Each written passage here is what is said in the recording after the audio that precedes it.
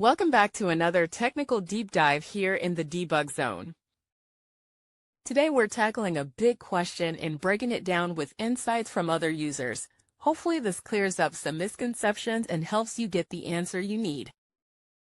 So, buckle up, stay a little curious, and let's jump right in.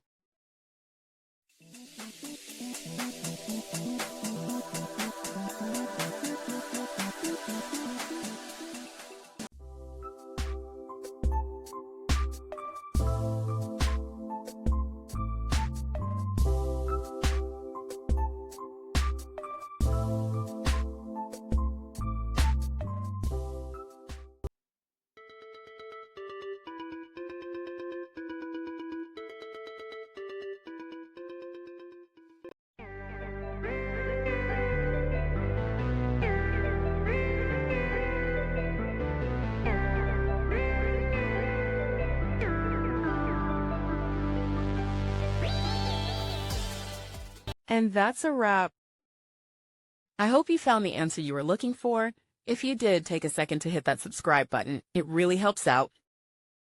And let me know in the comments which solution worked best for you.